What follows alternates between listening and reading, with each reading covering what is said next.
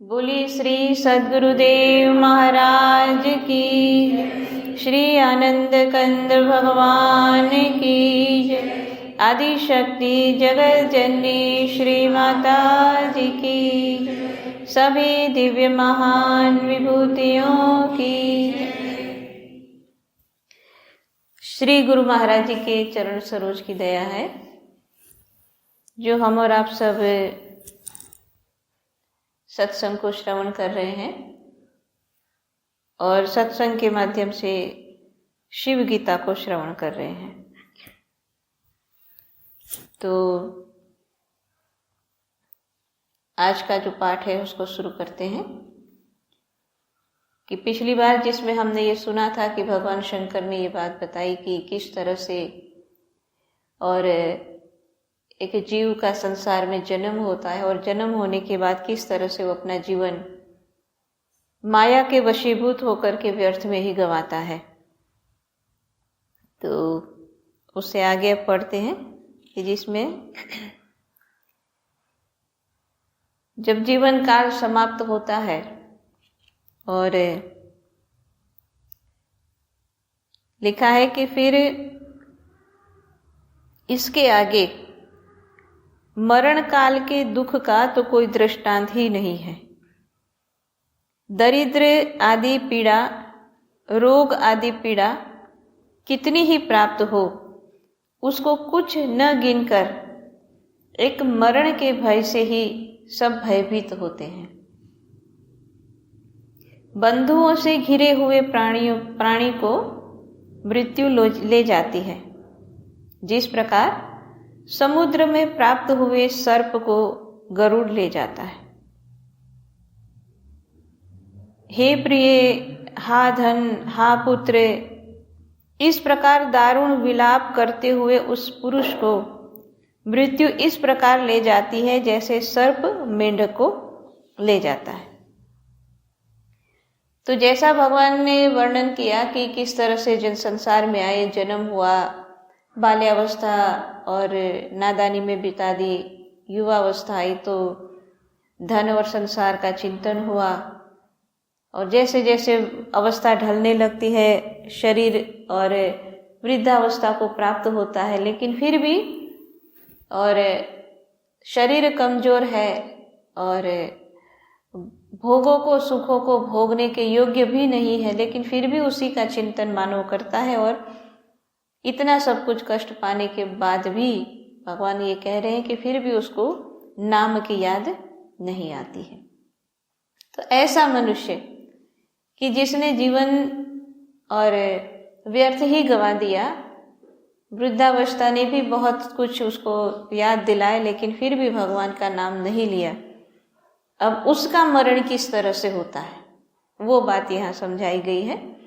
और इसीलिए कहा कि जब अंत समय नजदीक आया तो जो मृत्यु शैया पर लेटा हुआ है उसके चारों तरफ उसके परिवारजन खड़े हैं और ऐसे समय में भी ये जो बात लिखी है कि चारों तरफ से वो बंधुओं से, परिवारजनों से घिरा हुआ है, लेकिन फिर भी मृत्यु उसको ले ही जाती है। मतलब ये यहाँ बताने की कोशिश की जा रही है कि जीवन भर जिनको मनुष्य अपना समझता था या संसार में एक मानव दूसरों के साथ इसीलिए बहुत अच्छा रिलेशन बना के रखता है कि ये मेरी मदद करेंगे, खास करके परिवार के अंदर ये एक आम बात है, देखा है और कहा यह जाता है कि जब परिवार में जो बालक का जन्म होता है तो माता पिता इसी उम्मीद में उसको बड़ा करते हैं कि बड़ा होकर ये हमारा नाम रोशन करेंगे और बुढ़ापे में ये हमारा सहारा बनेंगे। आमतौर पर यही दोनों बात बताई जाती है। तो बुढ़ापे में सहारा बनेंगे और जब आवश्यकता है तो वो पुत्र या पुत्री और हमेशा हमारा जो है सहायक बने, हमारे साथ रहे। तो जीवन भर में तो चाहे जितने भी शरीर के या अलग अलग कष्ट आए, लेकिन यहाँ ये कह रहे हैं कि इन सब कष्टों को तो कुछ भी नहीं कहो। संसार में सबसे बड़ा जो कष्ट है वो है मरण का, मृत्यु का।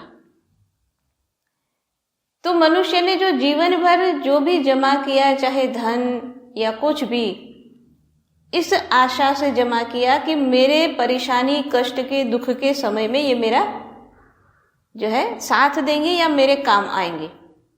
चाहे कोई रिश्ते की बात हो, रिलेशन की बात हो, चाहे धन की बात हो, कोई वस्तु की बात हो, किसी की भी बात हो। जिस आशा से ये जीवन भर जिसको पोसते रहे, पालते रहे, लेकिन सच्चाई क्या है? तो कहा कि जब मृत्यु, संसार का सबसे बड़ा दुख, सबसे बड़ा कष्ट, मृत्यु जब सामने आती है, तो उस समय जीवन भर जिसके भरोसे जिए थे उसमें से कोई भी हमें बचा सकता नहीं है। और ये सच्चाई है संसार की। और इसीलिए ये बात यहाँ स्पष्ट रूप में लिख करके बताई गई है कि बंधुओं से, परिवार से घिरे हुए उस प्राणी को भी यमदूत आकर के उसी तरह से ले जाते हैं जैसे समुद्र में प्राप्त हुए सर्प को गरुड़ ले जाता है। कि इतने बड़े समुद्र के अंदर चारों तरफ पानी से और घिरा हुआ है, पानी के अंदर है, लेकिन फिर भी सर्प को देखा तो गरुड़ उसको उठाकर ले जाएगा। इसी तरह से कहा कि चारों तरफ अपने परिवारजनों से घिरे हुए हो, चाहे किसी भी रूप में हो, लेकिन फिर भी मृत्यु, यमदूत जब आते हैं तो वो उसी तरह से ले जाते हैं कि जैसे दूसरा दृष्टांत दिया कि जैसे सर्प मेढक को ले जाता है। पहले कहा कि गरुड़ सर्प को ले जाता है और फिर कहा कि सर्प मेढक को ले जाता है। तो चाहे कितना ही उस समय वो जीव प्राणी कोशिश करे, लेकिन वो यमदूत से बच नहीं सकता है। आगे लिखा है कि संपूर्ण मर्म स्थानों के टूटने और शरीर के अवयवों की संधियों के भग्न होने से जो दुख मरने वाले को होता है, वह दुख मुमुक्षुओं को स्मरण करना चाहिए।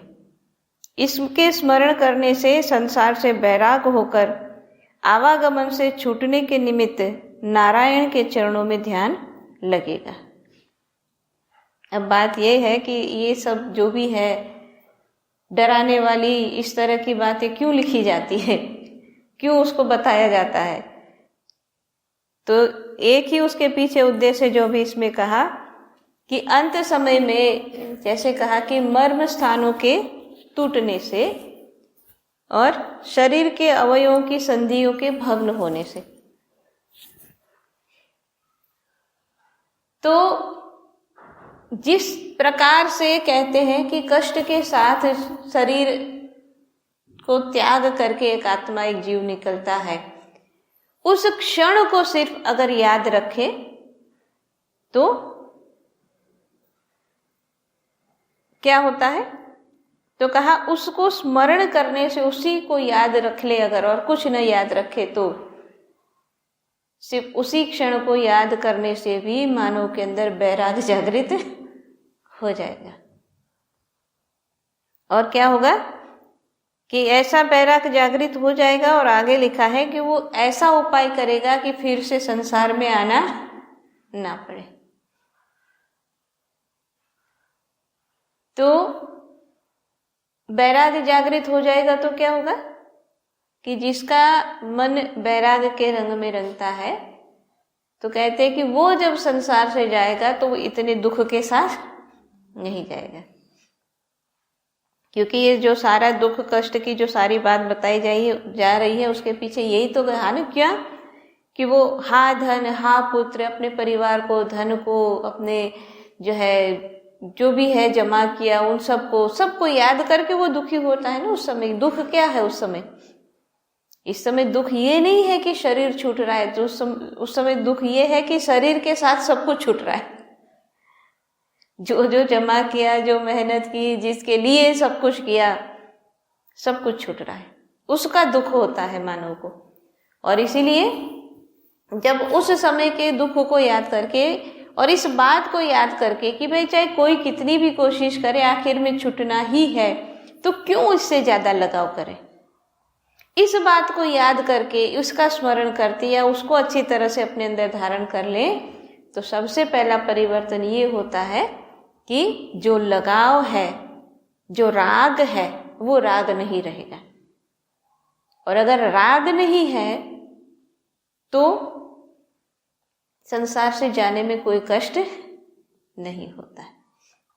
और दूसरी बात कि सिर्फ कष्ट नहीं होगा इतना ही नहीं, लेकिन इससे एक स्टेप आगे ये भी कहते कि फिर मानव ऐसे उपाय करेगा कि जिससे जन्म और मरण का जो कष्ट है वो दोबारा भोगना ना पड़े। तो उसका उपाय क्या है?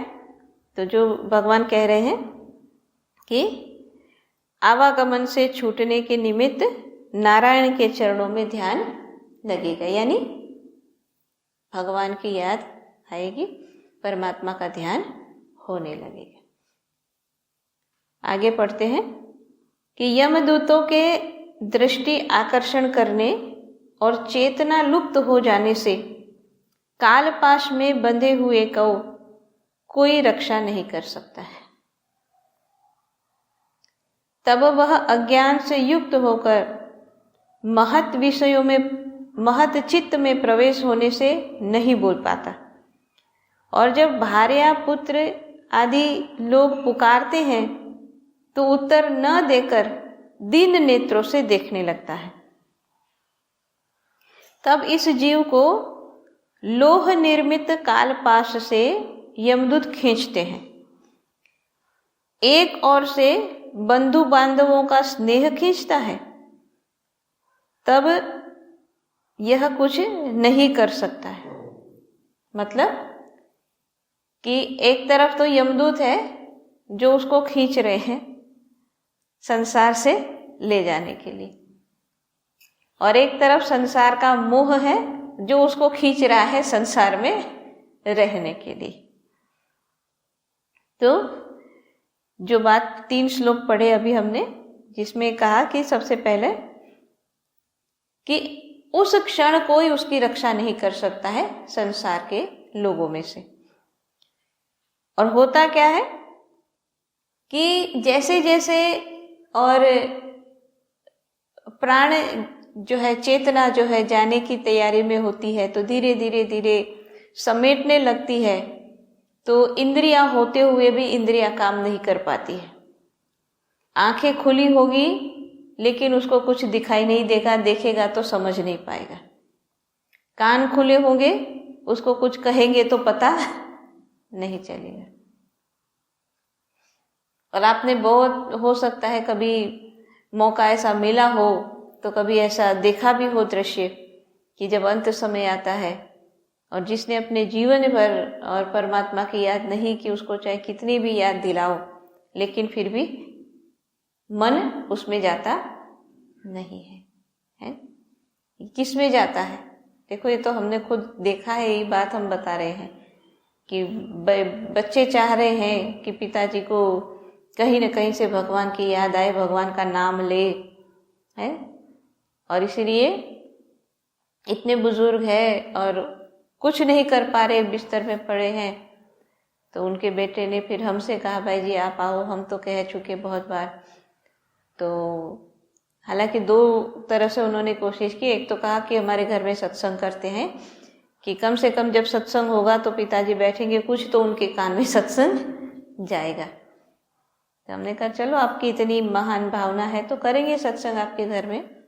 तो उपदेशी नहीं थे, गैर प्रेमी थे, पहली बार उनके घर गए, सत्संग किया। तो जैसा कि उनकी इच्छा थी, तो जहाँ सत्संग के लिए जो है स्टेज बनाया था, तो वहीं पास में कुर्सी रखी कि पिताजी यहीं बैठे सबसे आगे, कि उसको सारी बातें सुनाई दे। लेकिन आप समझ सकते हो कि क्या हुआ होगा। तो जितने प्रेमी सब आए थे, और भी लोग उनके रिश्तेदार कौन कौन आए थे, सब ने सुना। लेकिन हुआ ऐसा कि जैसे सत्संग शुरू हुआ तो फिर वो बाबा जिनके लिए सत्संग किया जा रहा था उनके खर्राटे बजने लगे। अब बेटा और बहू सब बड़े आश्चर्य कर रहे कि भाई जी इनको तो नींद ही नहीं आती। मतलब जब सोना होता है तब नींद नहीं आती, और जब जागना था तब। फिर सत्संग समाप्त हुआ, उसके बाद जब उनको कमरे में जाके लिटा दिया, फिर बाद में बेटे ने फिर कहा कि भाई जी प्लीज आप चलिए ना, पापा से बात करो। तो हमने कहा कोई बात नहीं, माई आपके घर में आए हैं तो हम बात करेंगे, आप ऐसी चिंता मत करो। तो जो कमरा था उनका जहाँ पर वो अपने उनके पिताजी थे वहाँ पर लेके गए, और फिर मैं भी बैठी पास में बातचीत करने लगी। तो कोशिश ये कर रहे थे कि किसी भी तरह से वो भगवान की याद करे, भगवान का नाम कम से कम उनकी जबान पर तो आए हैं।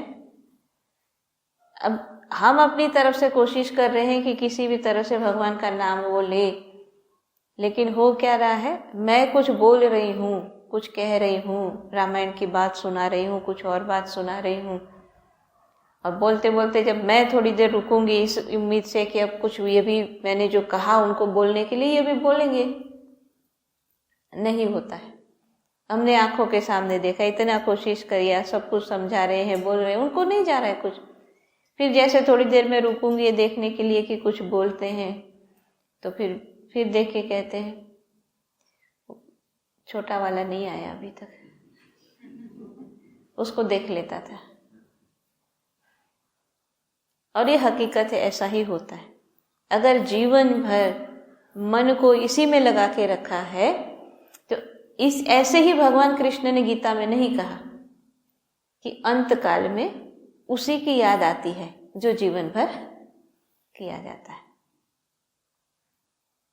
और ऐसे एक दो नहीं, हमने और भी देखे हैं केस हैं, क्योंकि परिवार जिनका होता है, बहुत सारे लोगों की, बच्चों की खास करके ऐसी उम्मीद होती है, जो अगर प्रेमी है कोई भी ने, तो चाहे उनके दादा दादी को और किसी रिश्तेदार को उपदेश नहीं भी हो, ज्ञान नहीं भी लिया, फिर भी उनकी भावना होती है, तो कभी आ जाते हैं कि भाई जी चलो बिल्कुल ऐसी हालत हो रही है, आप आ जाओ। और जाते हैं तो हमको तो पता है कि जाके क्या होना है, क्योंकि जिन्हें जीवन में कभी सत्संग से प्रेम नहीं हुआ तो अंत समय में सत्संग जाए ऐसी कोई उम्मीद हम नहीं करते हैं। और इसीलिए संतों ने कहा, इसीलिए भगवान कृष्ण ने कहा कि जब तक ये जीवन जी रहे हो, हैं, जब तक युवा अवस्था है, खास करके सबसे अच्छा समय है, भजन भी करो और संसार के काम भी करो, सेवा भी करो और संसार के काम भी करो। अभी हम भजन में सुन रहे थे कि सेवा का फल है मेवा, कर श्री सतगुरु जी की सेवा, यह पाना है तो पाले, दुनिया से जाने वाले। तो अब ये बात भगवान भी यही बात समझा रहे हैं कि ऐसा समय आ जाता है मुंह से कुछ बोला नहीं जाता है, और उसकी पत्नी पुत्र इत्यादि जितने भी खड़े हैं सब उसको बुला भी रहे हैं नाम लेकर के, लेकिन उस समय कुछ नहीं समझ में आता। इसलिए कभी ऐसी स्थिति हो जाती तो लोग कहते कि अब तो उसने पहचानना भी छोड़ दिया, पहचानते नहीं।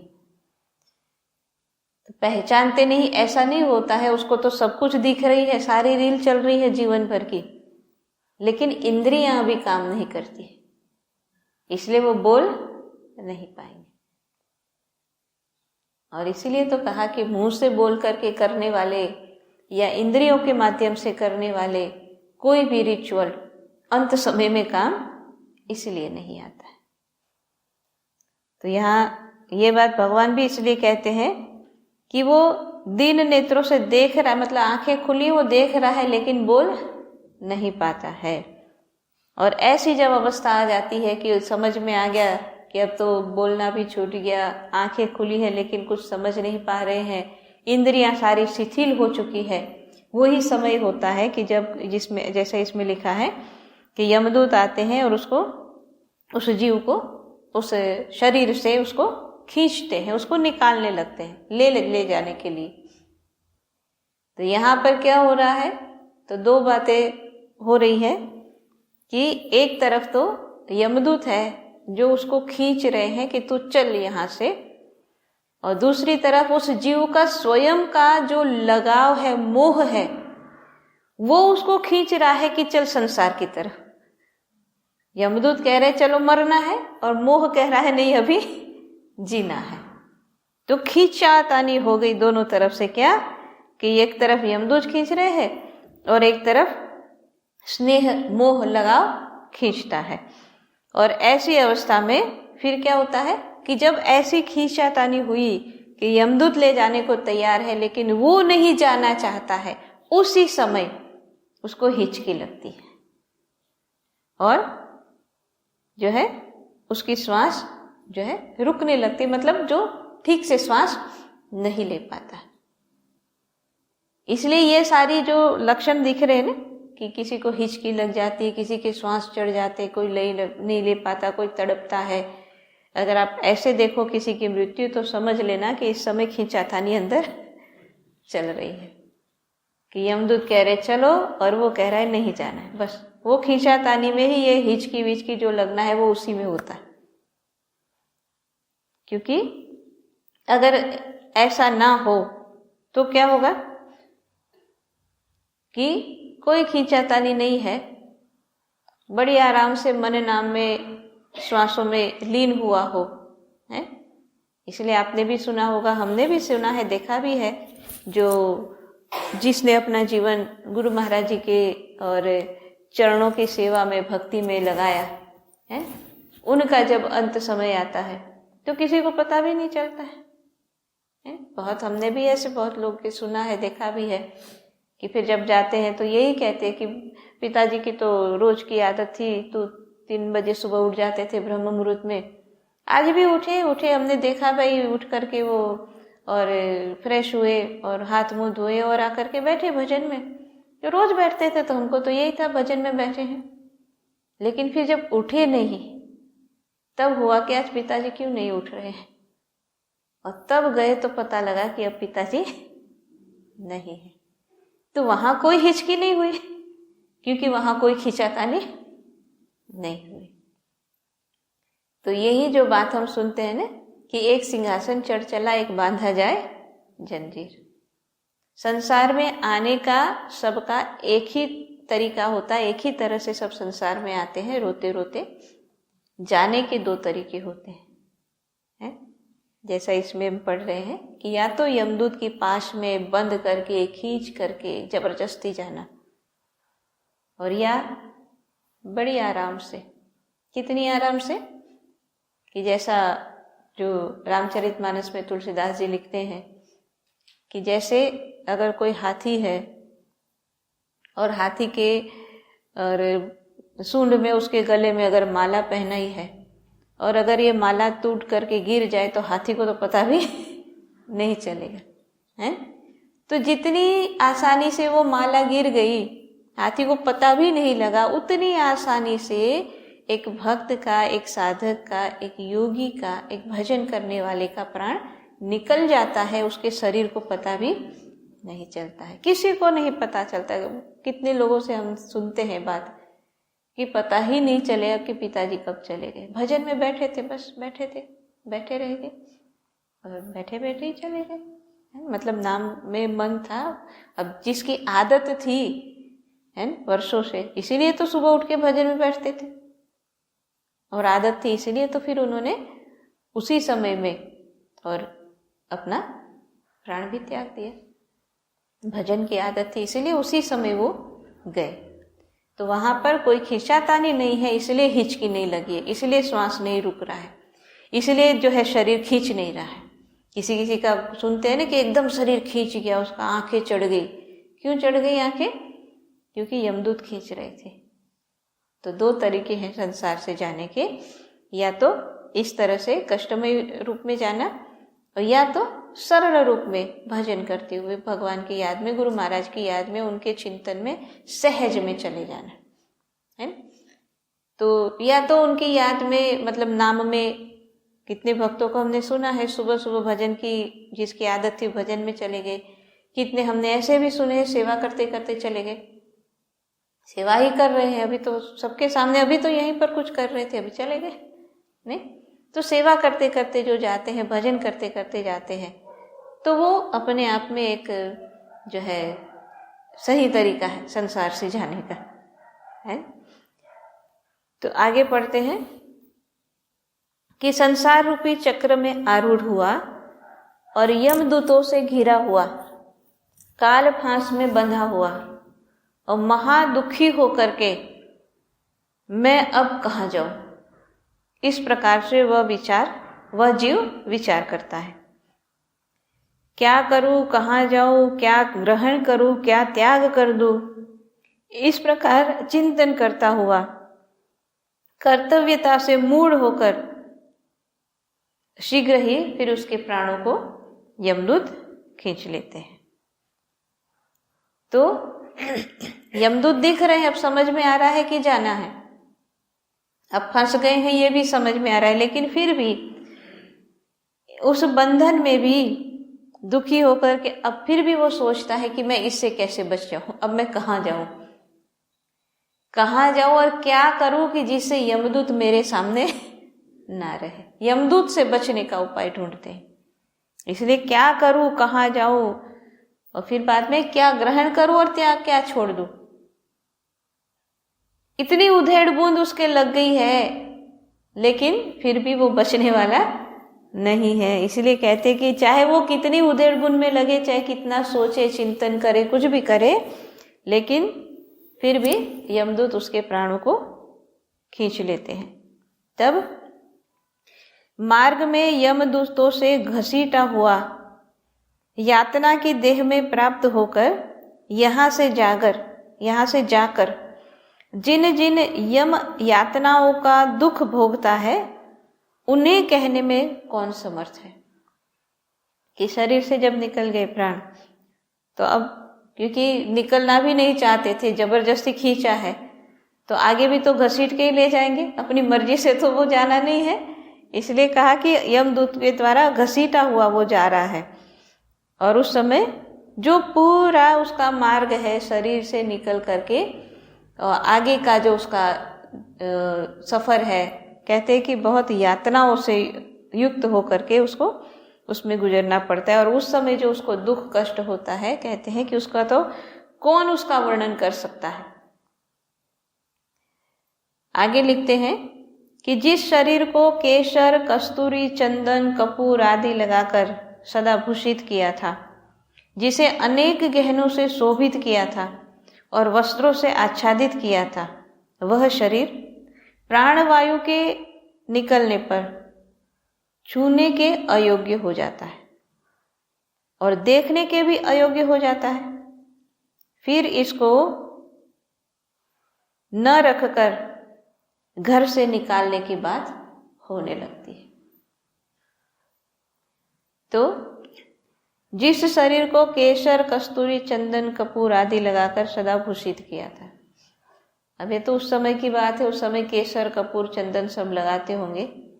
आजकल तो इतना ही कह सकते हैं कि भाई परफ्यूम और मेकअप लगा करके सुंदर किया, अपने शरीर को खूब सजाया, खूब अच्छी तरह से रखा, खूब अच्छे से अच्छे गहने भी पहने, अच्छे से अच्छे वस्त्र भी पहने। अपने समय में जब तक प्राण थे तब तक शरीर अपने आप में कुछ और होता है, लेकिन जब प्राण वायु निकल गई फिर शरीर को कोई देखना भी नहीं चाहता है, अगर देख ले तो डर भी लगता है ना। देखने के बाद बहुत लोगों को डर भी लगता है, जो मृत देह को देख करके, है, डेड बॉडी को देखने के बाद बहुत लोगों को डर भी लगता है। तो अब एक विचार करने वाली बात है कि प्राण निकलने के बाद जो शरीर पड़ा रहता है, पंचभौतिक शरीर जो था,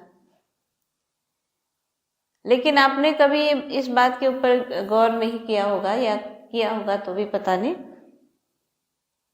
कि आप अगर कभी रास्ते में या कहीं पर भी किसी भी जगह में कोई पशु का मरा हुआ शरीर देखो कि भाई कहीं कुत्ता मर गया, ठीक है, उसको देख करके उतना डर नहीं लगेगा। एक मनुष्य का शरीर मरा हुआ पड़ा है तो उसको देख के डर लगता है। अब वो कुत्ता जब जिंदा था तो हो सकता था डर लग सकता था कि भाई कहीं काटेगा तो नहीं। जिंदा कुत्ते से शायद डर लग सकता है कि भाई काटेगा, मरने के बाद तो नहीं लगता है। कुत्ते का अगर डेड बॉडी पड़ा हो तो उससे नहीं डर लगता है, और किसी भी पशु का अगर मृत शरीर पड़ा है तो डर नहीं लगता है, और मनुष्य का पड़ा है तो क्यों लगता होगा? क्योंकि कहीं ना कहीं हम सबको ये पता है कि कुत्ता मरने के बाद भूत नहीं बनेगा। इसका कोई पता नहीं। क्योंकि कुत्ते की तो कोई प्रॉपर्टी थी नहीं है, उसको तो किसी के लिए वापस रहना नहीं है यहाँ पर। तो चाहे हम उस बात को मतलब अननोइंगली हमको वो बात पता है कि वो भूत नहीं बनेगा, ये बन सकता है, इसलिए इंसान से डेड बॉडी को देख करके डर लगता है। क्यों? क्योंकि उसकी आसक्ति है, मनुष्य की संसार से आसक्ति है, मोह है, और वो मोह उसको बांध के रख सकता है। और इसीलिए कहा कि प्राणवायु के निकल जाने के बाद ये शरीर न देखने योग्य रहता है न छूने योग्य रहता है, इसलिए कोई छूते भी नहीं उसको। और छुआ तो फिर कहते हैं भाई अब नहा लो, डेड बॉडी को छुआ तो क्या कहेंगे, अब नहाना पड़ेगा। तो इसलिए पुराने समय में तो ऐसा ही होता था। तो जब अगर किसी की मृत्यु हुई और उसको लेकर के शमशान में गए, तो शमशान से जब वापस आएंगे तो घर के बाहर ही होंगे, मतलब खुले में ही बाहर भी उनके ऊपर पानी डाल देते थे, है? क्योंकि वहीं पर कह रहे थे यही तुम्हारी शुद्धि कर लो, शुद्ध होकर के अंदर आना, अशुद्धि में अंदर नहीं आना। तो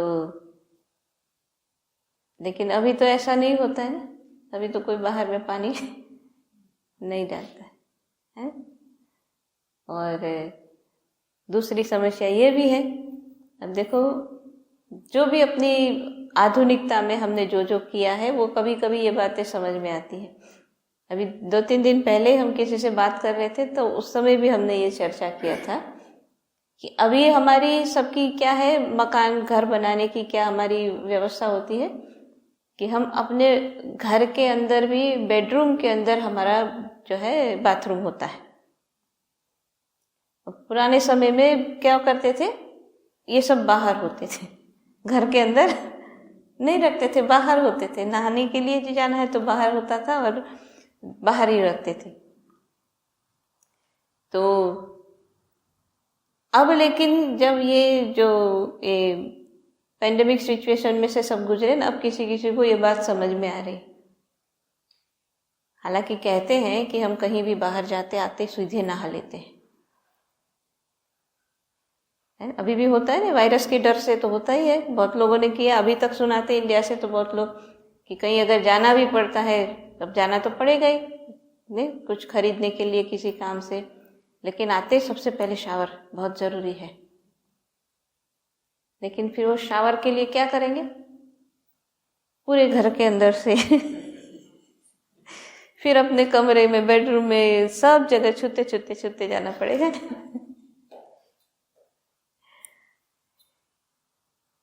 तो ये ना समझिए, ये अज्ञान है।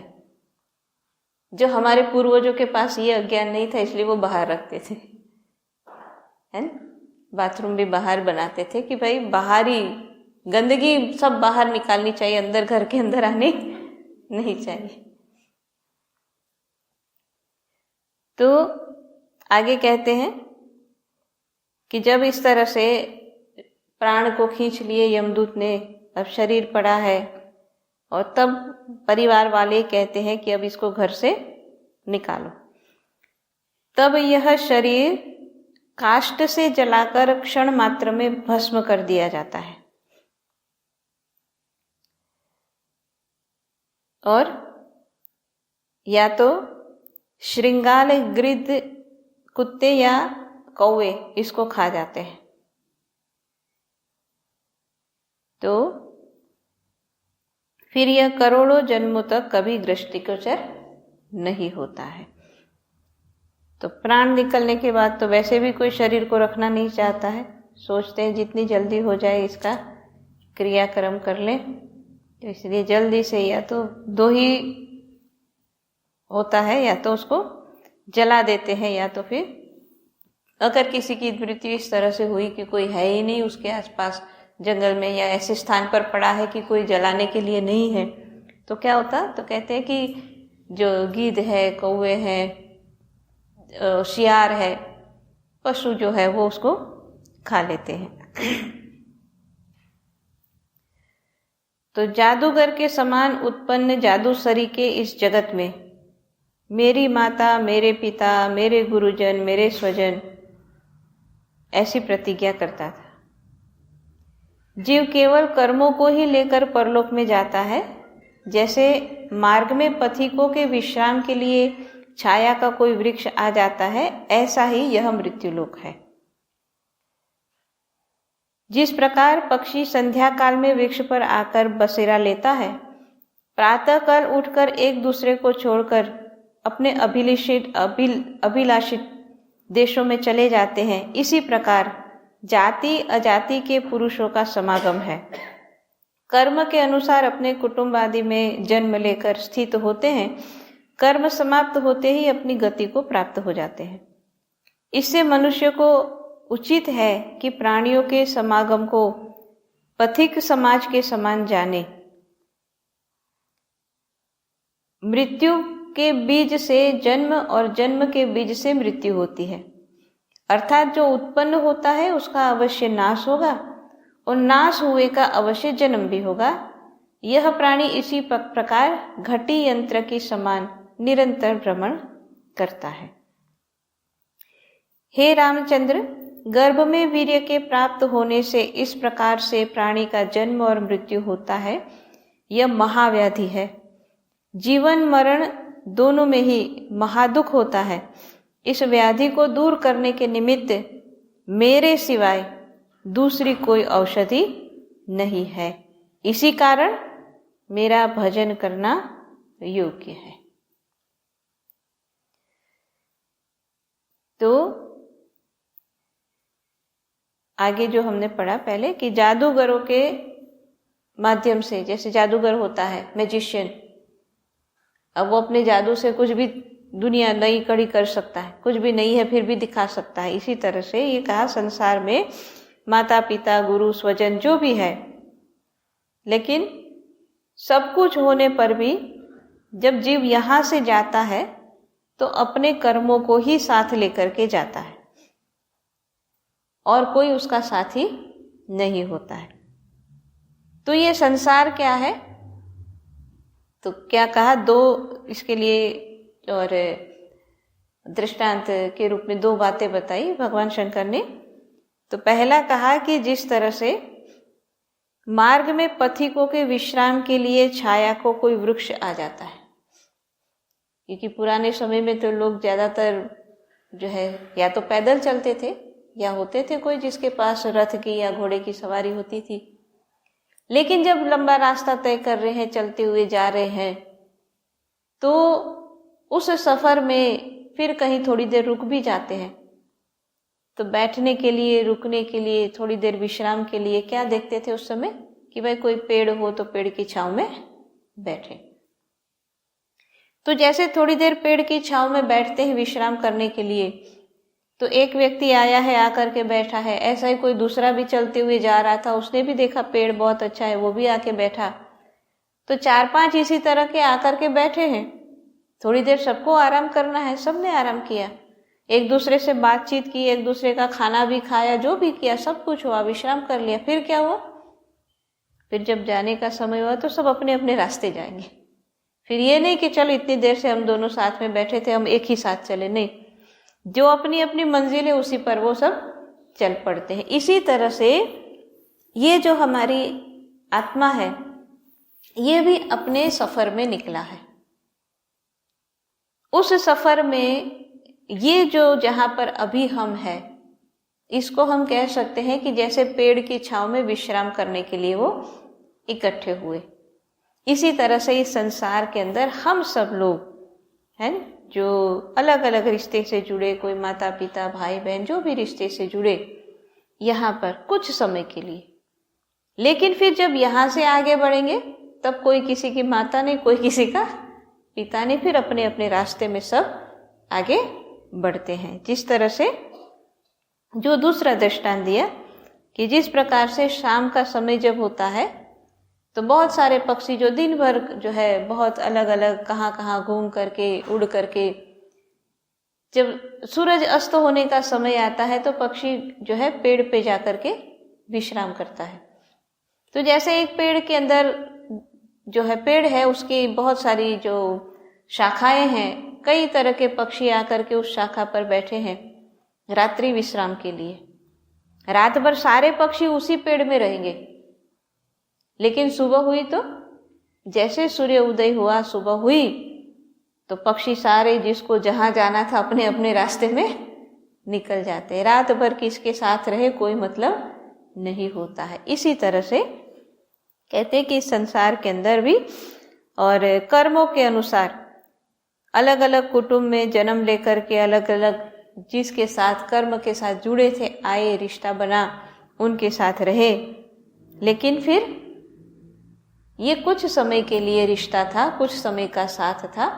जैसे पक्षियों का साथ रात्रि भर के लिए होता था, जिस तरह से उस राहगीर का साथ थोड़ी देर के लिए, कुछ घंटों के लिए एक पेड़ के नीचे था, उन मुसाफिरों का कुछ घंटों का साथ था, उन पक्षियों का एक रात्रि भर का साथ था। इसी तरह से हम सबका भी इस जीवन के अंदर एक दूसरे का साथ होता है। लेकिन जब हमारी आगे की जर्नी शुरू होती है, आगे का सफर हमारा शुरू होता है, इस स्थान को छोड़ करके जब जाते हैं तब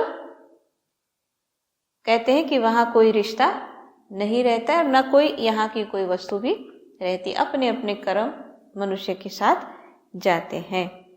और इसीलिए कहते हैं कि यही संसार का नियम है और इसी तरह से संसार में सारे कार्य चल रहे हैं। इसीलिए कहा कि मृत्यु और जन्म क्या है, तो कहते हैं कि जिसकी मृत्यु होती है उसका जन्म होना ही होना है, और जिसका जन्म हुआ है उसकी मृत्यु भी निश्चित है। तो किस तरह से कहा कि जैसे घटी यंत्र के समान है। घटी यंत्र मतलब कोई भी ऐसा यंत्र जो घूम रहा है गोल गोल, चाहे उसको आप चक्की भी कह सकते हो, चाहे कोई भी यंत्र जो गोल घूमता है उसको घटी यंत्र कहते हैं। तो जैसे वो जो गोल घूमने वाला जो भी यंत्र है उसमें क्या होगा कि जो जैसे अगर आप एक जो गोल घूम रहा है इसमें हैंडल यहाँ है, तो आप घुमाएंगे तो क्या है कि अभी हैंडल नीचे था, घूमते घूमते ऊपर जाएगा, फिर वापस नीचे भी आएगा, और नीचे आया तो फिर ऊपर भी जाएगा, और ऊपर गया है तो नीचे भी आएगा। तो ये गोल घूमने वाले यंत्र की तरह हम सब के अंदर भी, जीवन के अंदर भी यही होता है कि जन्म है तो मृत्यु, मृत्यु के बाद फिर जन्म, जन्म हुआ तो फिर मृत्यु, जन्म मृत्यु, ये जो है चक्र की तरह और ये चलते रहता है। तो इसीलिए कहते हैं कि हे रामचंद्र, क्योंकि ये सारा सत्संग तो भगवान राम को सुनाया जा रहा है ना, इसीलिए भगवान कह रहे हैं कि हे रामचंद्र। और इसी तरह से जैसे संसार में मनुष्य का जन्म होता है और जब मृत्यु होती है, दोनों ही महाव्याधि है, महादुख है। किस तरह से हमने दोनों बातें सुनी कि जब जन्म होना होता है उस समय भी गर्भ में बालक की क्या स्थिति होती है, ये भी हमने सुना। एक जो है एक सप्ताह पहले के सत्संग में ये भी बातें सुनी कि किस तरह से उस समय उसको अपने पहले के और जन्मों की, पहले के कर्मों की याद आती है, और उस समय वो किस तरह से निसहाय दुखी होता है। ये बात उस समय भी सुनी कि जन्म के समय भी उसको दुख हुआ, और पहले दुख इस तरह से था कि वो आना नहीं चाहता था, और फिर दुख इस तरह से हुआ कि अब जाना नहीं चाहता है। ये है मनुष्य का मन, कि जब माता के गर्भ में था उस समय बड़ा परेशान था कि मैं नहीं जाऊं बाहर, लेकिन दुनिया में आए तो अब दुनिया से नहीं जाना है, इसलिए तब भी दुखी हुआ और जाने के टाइम भी दुखी हुआ। इसलिए कहा दोनों ही महाव्याधि है। तो जन्म और मरण दोनों में ही महादुख होता है। तो इस व्याधि को दूर करने के लिए, अब व्याधि कहा, व्याधि का मतलब होता है रोग, है बीमारी। तो अब भगवान कहते कि भाई ये भी एक बीमारी है। कौन सी? जन्म लेना और मरना, ये भी एक बीमारी है। बीमारी क्यों कहा? क्योंकि बीमारी की जब बात आती है तो हम तुरंत ये कहते हैं भाई बीमारी से मुक्ति दिलाओ, है। बीमारी शब्द आने पर हम तुरंत ये कहते हैं कि बीमारी है, रोग है किसी भी तरह से, तो रोग को खत्म करना जरूरी है। अब इसमें एक बात यह भी है कि उसको रोग क्यों कहते हैं, व्याधि क्यों कहते हैं। किसी के शरीर में कोई व्याधि लग जाए, बीमारी लग जाए तो क्या होता है? जिसके शरीर में रोग लगा हो, व्याधि हो, उसको हम स्वस्थ नहीं कहेंगे और ना वो स्वस्थ रह सकता है। तो क्या होगा? बीमारी लगी तो कहीं ना कहीं किसी न किसी रूप में अंदर ही अंदर परेशानी होती रहती है। तो बीमारी यानी परेशानी करने वाली एक अवस्था। तो इसी तरह से जन्म और मृत्यु भी है। और इसीलिए कहा कि इससे अगर बचना है, इस बीमारी को दूर करना है, इस व्याधि को खत्म करना है, तो उसके लिए भगवान कह रहे हैं कि मेरे सिवाय दूसरी कोई औषधि नहीं है, मेरा भजन करना ही एकमात्र उपाय है। इसलिए नाम का सुमिरन, भजन करना। अब देखो यहाँ भी जो भगवान, ये तो शिव गीता हम पढ़ रहे हैं ना, जिसमें शिव जी ये सारी बातें सुना रहे हैं और उसमें शिव जी ये कह रहे हैं कि भजन करना योग्य है। तो बहुत सारे लोग जो मिसअंडरस्टैंड करते हैं कि भजन यानी भजन गाना नहीं, भजन करना है। तो यहाँ भी भगवान ये कहते मेरा भजन करना है। तो इस कारण से मेरा भजन करना ही योग्य है। और ये जब बात पूरी सुना दी भगवान ने, तो ये है कि इसमें हो गया हमारा कि पद्म पुराण में, शिव गीता में शिव राघव संवाद का ये जो है 8वां अध्याय, 8वां अध्याय समाप्त हुआ। ऐसे जब कथा करते तो इसी तरह से पढ़ते हैं ना कि इति श्री पद्म पुराणे शिव गीता, तो शिव राघव संवादे पिंड उत्पत्ति कथनम नामक 8 अध्याय समाप्त, 8वां अध्याय समाप्त। तो ये 8वां अध्याय समाप्त हुआ। तो अगली बार फिर इससे आगे 9वां अध्याय शुरू करेंगे कि अब जो है भगवान ने जो सारी बातें समझाई है, अब भगवान राम क्या समझते हैं और क्या पूछते हैं। क्योंकि भगवान राम पूछेंगे नहीं तो आगे सत्संग और नहीं मिलेगा ना, इसलिए भगवान राम का पूछना भी जरूरी है। तो अगली बार सुनेंगे आगे क्या इसमें बताया है। आज यहीं पर विराम देते हैं। बोलिए श्री सद्गुरुदेव महाराज की, श्री आनंद कंद भगवान की, आदिशक्ति जगत जननी श्री माता जी की, सभी दिव्य महान विभूतियों की